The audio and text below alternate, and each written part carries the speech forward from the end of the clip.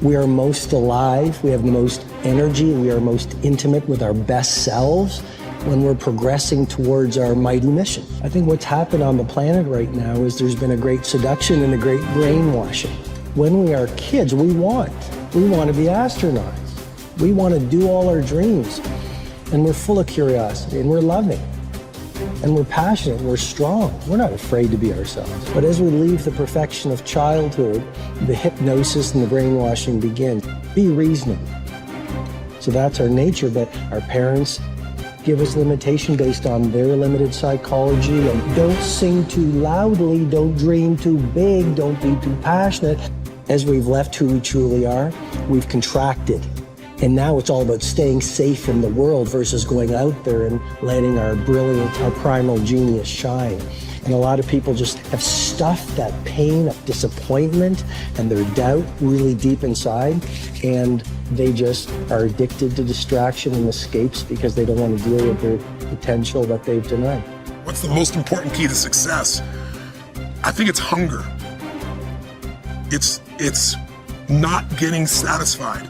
A hunger that doesn't go, a hunger to learn, a hunger to grow, a hunger to serve, a hunger to give, a hunger to create breakthroughs. Most people are hungry until they make a certain amount of money and then they get comfortable. And there's nothing wrong with that, but it's not about the money. It's not about the business. It's about your growth. Because every one of us either grows or dies. People ask me all the time, what does it take to be happy? I say one word, progress. Progress equals happiness, because achieving a goal feels good for how long? A week, a month, 3 months, and then there needs to be something else. And the reason for something else is because you gotta grow. I want to find more. All I can. And in that sack of you have to dive in that to find more. Because if you're not willing to go in there and face yourself, I can find anything.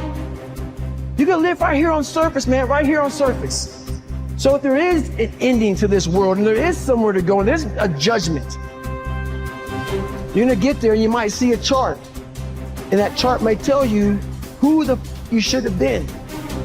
And now you get the rest of your life to think about that. Man, I could live a much better life if I just would have just suffered a little bit more. Success is not gonna show up at your front door and knock on it and say, here I am. It's not coming to look for you. In fact, success is not thinking about you. Success is already doing its job. You got to be willing to do your job.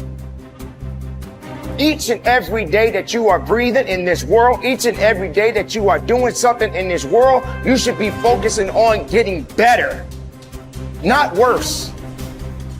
You should be understanding that, hey, I can't be this same person on a day in, day out type of way. I got to keep focusing and going further and going harder and going stronger and pushing myself till there's nothing else left to push forward.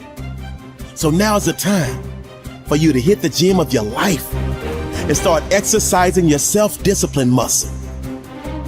No more talk, no more excuses.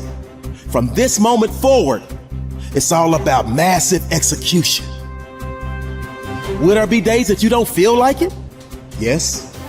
Will there be days that you want to stop? Yes. Will there be days that you want to give up? Yes. Will there be days that you want to quit? Yes. Listen to me. Quitting is never an option. We've all bought into a lie.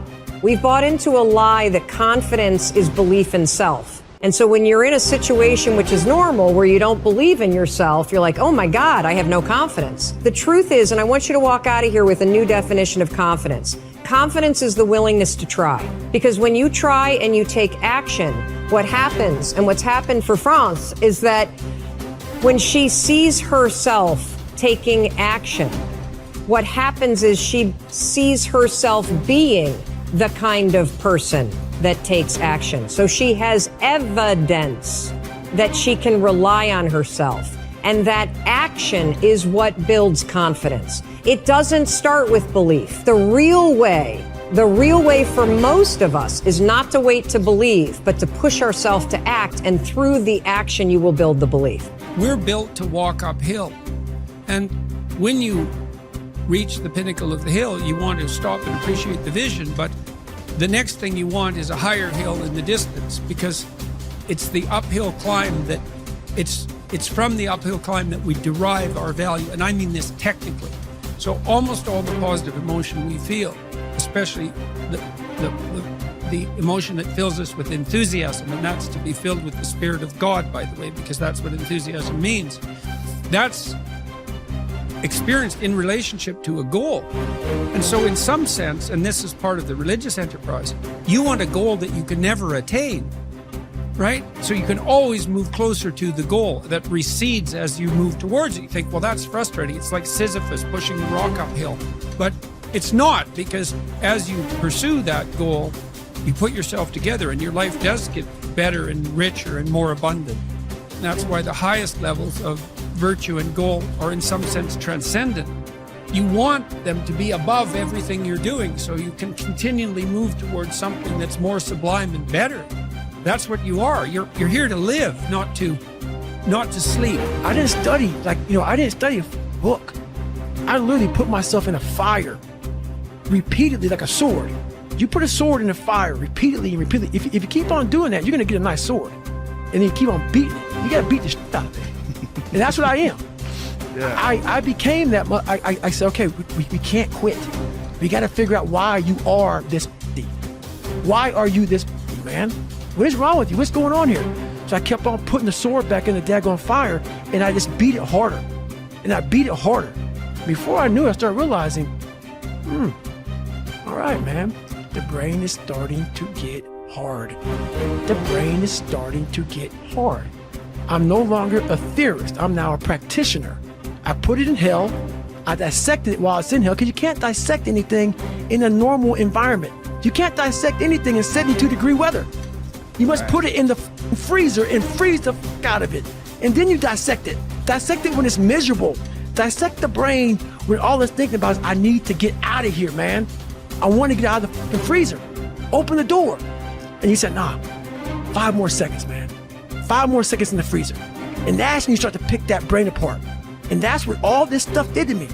I kept on putting myself back into the freezer or the fire and beating the out of myself, mentally and physically. Before I knew it, this is what happened. Ralph Waldo Emerson believed that anyone who had put their heart and soul into their work and had done their very best could hold their head up high. Merely talking about it or only putting in a modicum of effort wasn't good enough in his mind. It was all or nothing. He believed that doing your best was an admirable quality, and that although you might not always be successful, knowing that you had done all you could was often all that mattered. At least you could look yourself in the eye. This ethos is central to many youth movements, such as the Scouts and Guides, and is a great philosophy for life in general. Indeed, doing your absolute best in everything you do is something that we should all aspire to, and it doesn't matter if it's at school, university, work, or home. If you think about it, doing your best is also central to self-reliance, because it allows you not only to test your capabilities, but also helps you to learn and therefore extend them. It's only when you are at the edge of your ability that you can really test your mettle and see just how much you can depend on yourself. Only ever working inside your comfort zone or doing just enough to get by may be easy, but is rarely rewarding. And it never allows you to develop into a fully rounded person or realize your full potential. The following quote from Theodore Roosevelt sums up the essence of Emerson's point. It is not the critic who counts, nor the man who points out how the strong man stumbled or where the doer of deeds could have done better. The credit belongs to the man who is actually in the arena, whose face is marred by dust and sweat and blood, who strives valiantly, who errs and comes up short again and again, who knows the great enthusiasms, the great devotions, and spends himself in a worthy cause, who at the best knows in the end triumph of high achievement, and who, at worst, if he fails while daring greatly, so that his place shall never be with those cold and timid souls who know neither defeat or victory. When you are working on your next task, give it your full concentration and really put the effort in to produce the best possible end result. Even if it doesn't lead to glittering success, you should be proud of yourself for doing your very best. No man fails who does his best.